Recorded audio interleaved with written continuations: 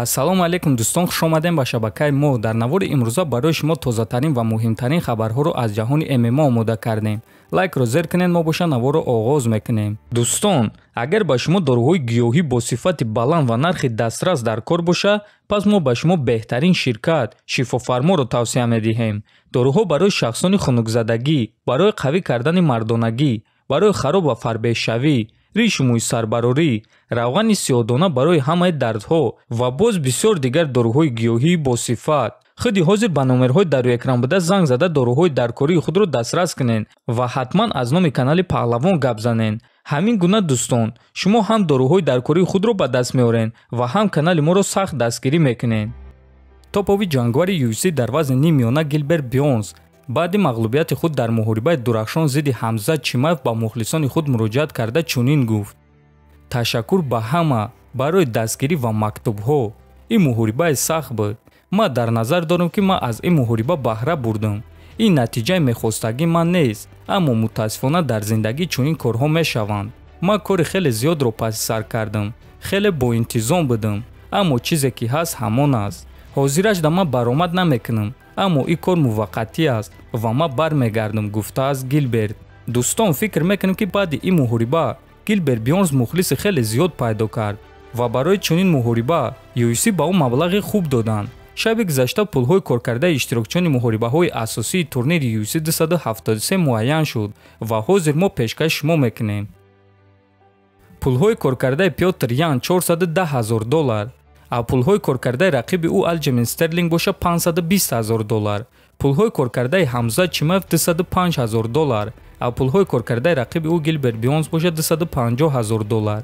чӣ хеле ки аз навори гузашта медонен, Дана Уайт ба Гилберт Бёрнс маоши пурра дод, яъне ҳамчун барои ғалаба. пулҳои коркардаи корейски Зомби $380,000, а пулҳои коркардаи рақиби ӯ Александр Волкановский боша $1,100,000. президенти UFC Дана Уайт баъди турнири UFC 273 тасдиқ кард, ки муҳорибаи Ҳамзат Чимаев ва Колби Ковингтонро ташкил кардан мехоҳад. биёин суханҳои Уайтро гӯш мекунем.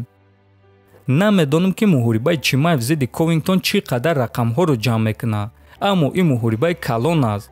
шумо худатон дидем, ки дар Ҷексонвилли муҳорибаи Ҳамзат Чимаев зидди Гилберт Бёрнс аз ҳама муҳорибаи калон дар турнир шуд. ҳама девона шуданд. барои ҳамин ман фикр мекунам, ки ин муҳорибаи калон хоҳад шуд. ба фикри ман муҳорибаҳои дароз барои Ҳамзат хуб набуд, аммо ин кор бояд ки мешуд. дар чунин сатҳ ягон кас рақиби худро ба осонӣ зада наметонад. ман гуфтанӣ нестам, ки ягон кас рақиби худро ба нокаут рӯй карда наметонад. не, чунин кораш шуданаш мумкин аст. аммо шумо шунидем, ки Гилберт чӣ гуфт. ӯ эълон кард, ки барои мурдан тайёр буд. Бёрнс зарбаҳои вазнин ба худ қабул кард ва хуб менамоид, гуфтааст Уайт.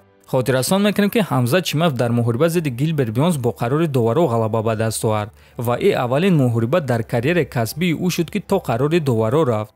ва дӯстон, аллакай бисёри мутахассисон ва букмекерҳо қарор бароварданд, ки агар муҳорибаи Ҳамзат Чимаев ва Колби Ковингтон баргузор гарда, пас онҳо дар чунин муҳориба Ковингтонро ғолиб мебинанд. ба фикри шумо чӣ дӯстон? агар ин муҳориба баргузор гарда, кӣ ғолиб шуда метавонад? метавонем фикротонро нависем.